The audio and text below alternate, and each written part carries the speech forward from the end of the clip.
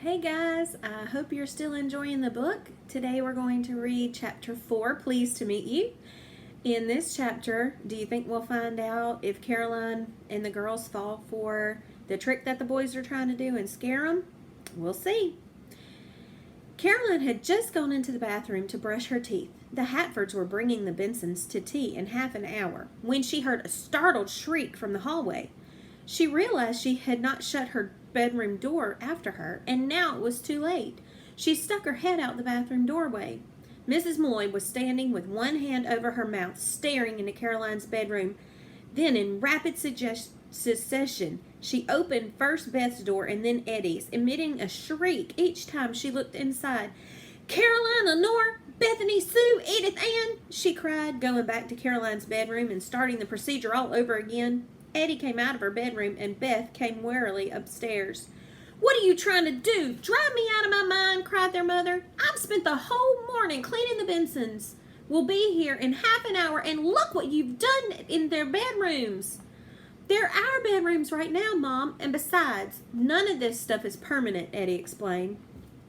Coach Malloy came upstairs to put on his shoes and tried not to smile as he looked where his wife was pointing and took in the lampshades, the ruffles, the beads, the wallpaper. "Take this stuff down this minute," Mrs. Malloy ordered. "Mother, they're our rooms," Beth protested. Mrs. Malloy turned helplessly toward her husband. "They did this on purpose, just to annoy those boys," she said. Now, Mr. Malloy couldn't hold back his smile. "Well, I'd say they're going to succeed very well, but it's only a joke, Jean. And Eddie said all the stuff can come down. It's not glued on." "You did promise them when we moved here that they could decorate their rooms any way they wanted, you know." "Whose side are you on?" cried Mrs. Malloy. "The side of reason and sanity, peace and quiet," he answered, going into the bedroom to finish dressing. "Well, I just hope nobody has to come up here to use the bathroom," Mrs. Malloy grumbled, going downstairs.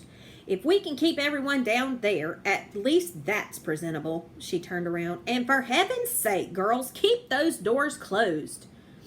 Caroline, Beth, and Eddie didn't at all mind keeping their doors closed because they knew two things. One, the Benson boys wouldn't be able to resist sneaking upstairs to see what the Malloy girls had done to their rooms. And two, when they discovered the doors were closed, chances were they would only open them a little anyway, just enough to peek in.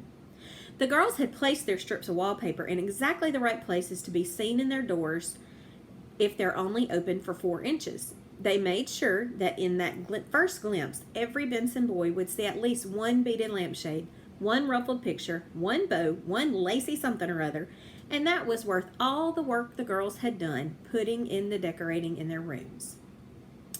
At 2 minutes to 4, the front doorbell rang, and Caroline, dressed in her black velvet dress and patent leather shoes, answered. There were Mr. and Mrs. Hatford with Mr. and Mrs. Benson and 9 smiling boys, enough for a whole baseball team. The boys looked so scrubbed and angelic she could hardly believe that 5 of them were the mighty Bensons she had heard so much about. As for the Hatfords, she had never thought they could look angelic either. Suddenly, she curtsied as she held open the door.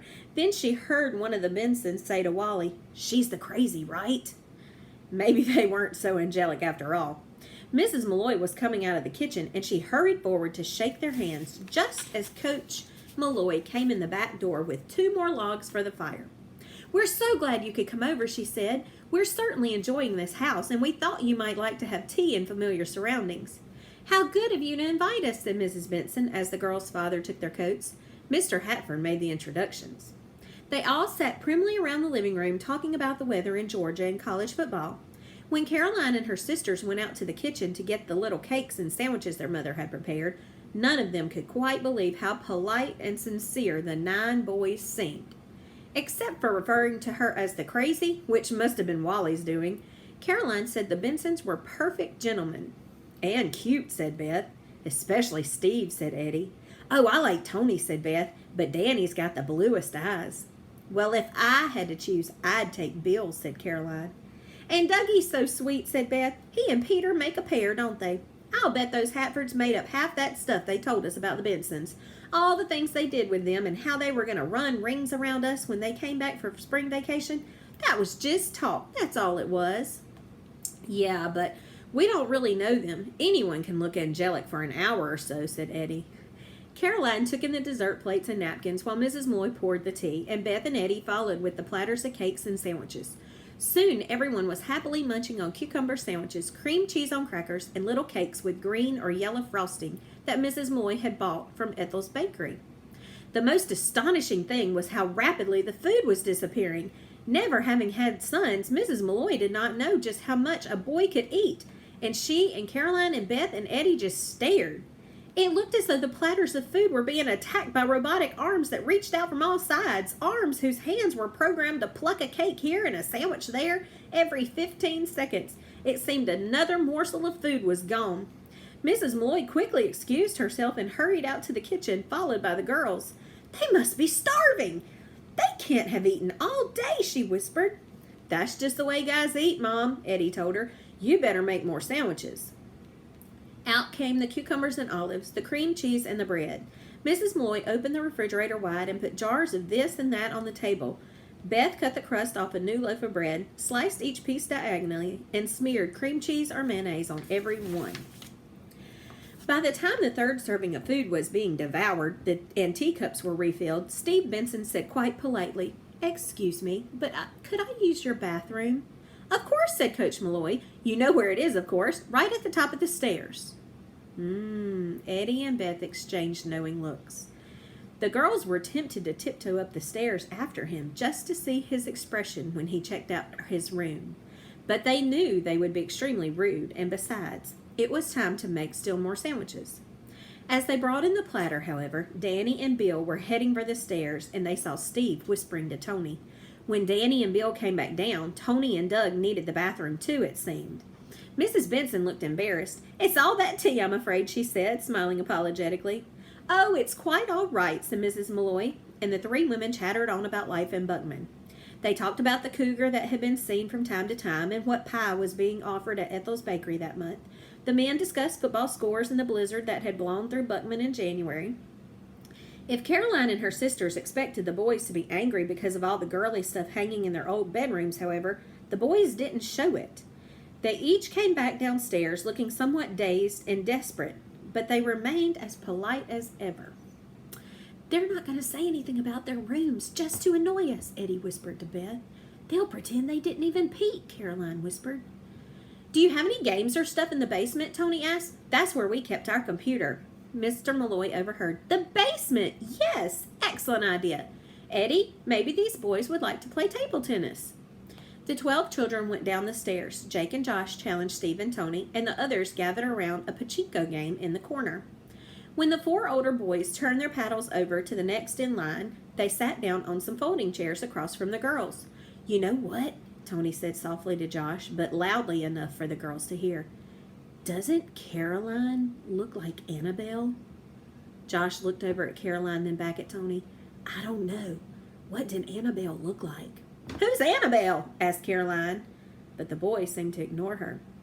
"The dress, I mean," Tony went on. "Isn't that what she was supposed to be wearing in her coffin? A black dress with a white lace collar? Caroline's got the dress anyway." "Who's Annabelle?" Caroline asked again more loudly. Tony apologized and said, "Just somebody we heard about. Someone who used to live in this house, I think." "It's possible," said Caroline. "I was in a play in January about some families that lived in Buckman, and one of the women was named Annabelle." A look of genuine surprise passed between Tony and Steve and Josh and Jake. Over at the ping pong table, Wally and Bill and Danny stopped playing momentarily, and Peter kept saying, "Come on, come on!" But Wally walked over to where the older kids were sitting. "No kidding," Steve said at last. "This is a coincidence." "So, how did you know she was wearing a black dress with a lace collar at her funeral?" asked Beth curiously. "And how did she die?" Eddie wanted to know. "Oh, it's a long story," Tony said. "Actually, it's a page from a diary I found in the wall of my room when we were living here." "That's Caroline's room now," said Wally. "Really? A letter in the wall?" Caroline said, with her eyes huge. Tony nodded. "It's really old. I don't even like to handle it because the edges are crumbling. But if we see you again before we go back to Georgia, maybe I could show it to you. I've got it in my bag." But how did she die? Eddie persisted. She drowned, said Steve. Really tragic. And there's sort of, well, a mystery about it. What? Cried Caroline, Beth, and Eddie together. Tony nodded toward Peter and Doug, who were the only ones left at the ping pong table. Better not talk about it here, he said. We'll show you the page sometime. That's the end of chapter 4. Starting to get interesting. I will see you next time.